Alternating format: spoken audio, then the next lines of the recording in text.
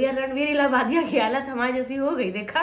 तुम्हारी जैसी मतलब कैसे? अरे हमारी जैसी मतलब जितनी भी इस वर्ल्ड में घर की बड़ी बहुएं हैं उसको इस समय रिप्रेजेंट कर रहा है रणवीर इलाहाबादिया। पूछिए कैसे? कैसे?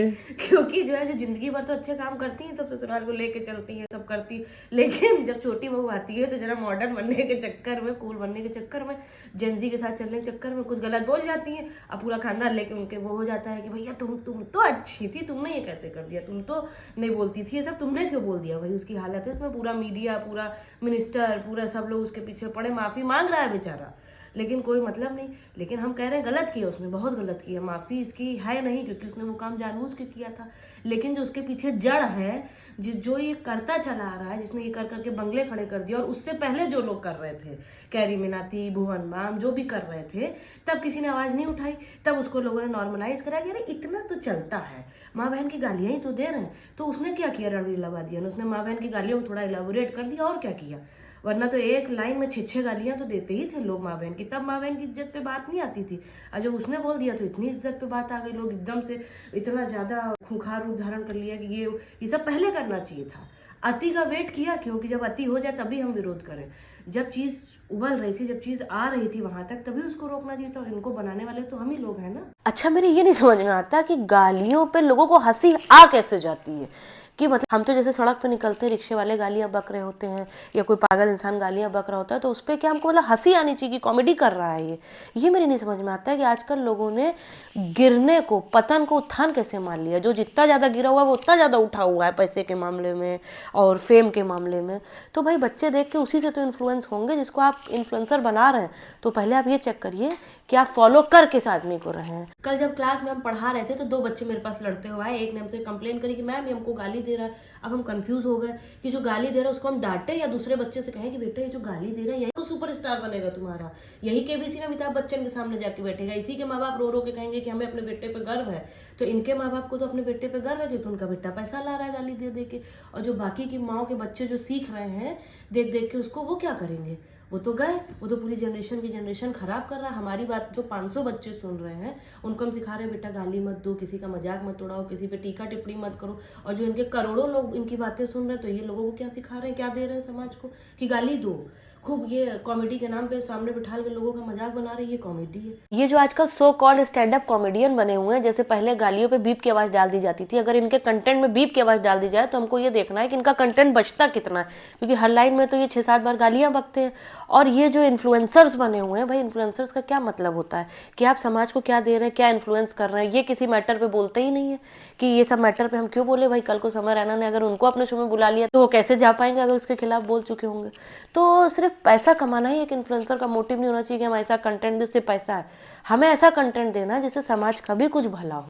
अब आपने गालियों को इतना नॉर्मलाइज कर दिया है कि पहले तो पिक्चरों में गालियां आई, फिर कॉमेडी के नाम पे गालियां आई, अब लोग खुलेआम गालियां देते हैं। तो ये आपने जब इतनी चीज़ों को नॉर्मलाइज करा है तो ये जो अब हो रहा है इसको भी नॉर्मलाइज कर देंगे लोग थोड़े दिनों में। हमें तो सब मार्केटिंग लगती है। अब जो समय रैना को लोग नहीं जानते थे, अब इतनी निगेटिव मार्केटिंग ये हो गई है कि लोग जो नहीं जानते थे वो भी जान गए कि समय रैना ये इंसान है। भाई वायरल का मतलब क्या होता है? जब हमको वायरल फीवर आता है तो क्या कहते हैं, जो 3 दिन तक रहेगा, जो आसपास लेटेगा बैठेगा उसके भी हो जाएगा। तो वायरल मतलब कि एक वायरस आपके अंदर घुस गया। वैसे जो कंटेंट आजकल वायरल होते हैं तो वो वायरस छोड़ा जाता है, हमारे पहले कानों में छोड़ा जाता है, जो कानों से होता हुआ दिमाग में जाता है। जब एक कोरोना वायरस आया था तो लोगों ने उसका तो बचाव कर लिया था मिलके। अब ये जो वायरस चल रहा है इंडिया में, उसका कैसे बचाव करेंगे? भाई पूरी तरह सरकार भी कुछ नहीं कर सकती क्योंकि सरकार कुछ रिस्ट्रिक्शंस लगाएगी, लेकिन लोग फिर छुप छुप के उसको डाउनलोड करेंगे, देखेंगे और फिर विरोध करने सबसे पहले खड़े हो जाएंगे, नहीं गलत तो है, गलत तो कहा भाई उन्होंने, गलत। अरे देखने वाले तो आप ही हैं, क्यों देखना? पूरा एक बड़े स्तर पे मास उसको जो है विरोध करा जाए तो क्यों यहाँ तक बात पहुंचेगी क्यों? जैसे भाई उर्फी जावेद थी, वो जो है अपना पहले उन्होंने देखा कि छोटे मोटे कपड़े पहन के कि लोग उसको एक्सेप्ट कर रहे हैं कि नहीं। कुछ लोगों ने विरोध करा, लेकिन उनको तो आगे बढ़ाना ही नहीं जो विरोध कर रहे हैं, क्योंकि उसमें तो आ जाएगा कि हमें फ्रीडम ऑफ स्पीच है, हम फ्रीडम है, हम फेमिनिस्ट हैं, हम ये हैं, हम कुछ भी पहने, आपसे क्या मतलब। तो जो बढ़ाया जा रहा है आगे मार्केटिंग के तहत वो बढ़ रहा है आगे। विरोध करने वालों की संख्या इतनी है, लेकिन हमेशा ध्यान रखिए कि हर युग में ऐसे लोग हुए हैं। राम के साथ रावण भी हुए हैं, कंस के साथ कृष्ण भी हुए हैं। तो जो दुनिया चल रही है वो उन्हीं कुछ लोगों की वजह से ही चल रही है। अभी हमको भी बहुत से लोग कहेंगे कि देखिए बैठी ज्ञान दे रही हैं, तो जिसको लेना है वो लेगा ज्ञान। जिसको ये भी बकवास लगेगा कि इनको देखिए ये तो बैठ के बोल रही है, हमारा ये कंटेंट बहुत लोगों तक पहुंचाएगा भी नहीं, एल्गोरिदम सोशल मीडिया का बिगड़ जाएगा, क्योंकि अच्छी चीज़ें तो दिखानी ही नहीं है। मार्केटिंग करनी है उस चीज़ की जिससे कि जनता बिगड़े, जिससे कि देश बिगड़े, जिससे कि लोगों के कानों में जहर जाए, वायरस फैले। लेकिन जिसको बचना है इस वायरस से, उसको जितने लोग भी मेरे फॉलोअर्स हैं, जितने लोग भी चाहते हैं कि उनके घर के बच्चे ये सब ना देखें, वो ऐसे लोगों को तुरंत अनफॉलो करें और अच्छी चीज़ों को, भले 10 लोग सुने लेकिन अच्छी चीज़ों को ही प्रमोट करें।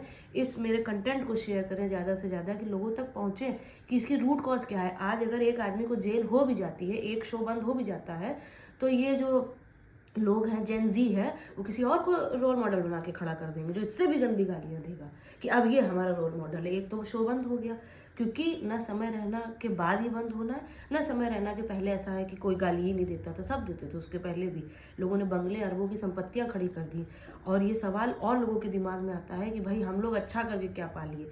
तो हमेशा ध्यान रखिए कि रामचंद्र जी ने वनवास किया था, उन्होंने कभी नहीं सोचा होगा कि भाई रावण तो सोने की लंका में रह रहा है गलत काम करके, हमने जो है सच्चाई और उसकी मर्यादा का दामन पकड़ के ये वनवास पाया। क्योंकि जीत जो अंत में होती है वो अच्छाई की ही होती है, भले टाइम लगे, पेशेंस लगे।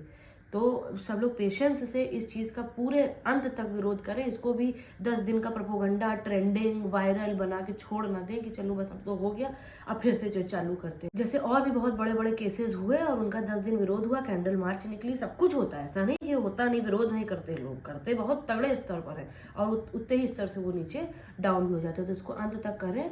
और जो गांधी जी ने कहा है कि बुरा मत देखो, बुरा मत सुनो, बुरा मत बोलो, ये सब लोग अपने जीवन में अप्लाई करें। क्योंकि पूरी तरह से सरकार पे अगर छोड़ देंगे कि सरकार करे, अब हमारा कोई काम नहीं। सबसे ज़्यादा ज़रूरत आप ही लोगों की है, सबसे ज़्यादा ज़रूरत हम ही लोगों की एकता की। ऐसी चीज़ों को प्रमोट ना करें, ऐसी चीज़ों को ना देखें, क्योंकि माँ बहन की गाली ही माँ बहन का अपमान है अगर आप दे रहे हैं। और अगर आप ये चीज़ को नहीं मानते, कूल बनने के चक्कर में आप गाली देने को सही समझते, तो फिर आप लोग तैयार रहें कि आने वाले समय में बच्चा बच्चा घर में माँ बाप को भी गाली देगा, सबको गाली देगा, क्योंकि भाई हर बच्चा कूल बनना चाहेगा। इसलिए अभी से इस पे लगाम लगाए, रोकें। क्योंकि ये एक बहुत बड़े स्तर पे अटैक है। जैसे कि परमाणु बम गिराए जाते हैं किसी देश पे, कोई बायोलॉजिकल अटैक होता है, वैसे ही है कि ऐसा अटैक है जिससे कि लोगों के दिमाग में, ये साइकोलॉजिकल अटैक है लोगों के दिमाग के साथ। तो अपने दिमाग को बचाएं, अपने घर को बचाएं। और एक ही पॉलिसी इसका उपाय है, बुरा मत देखो, बुरा मत सुनो, बुरा मत बोलो।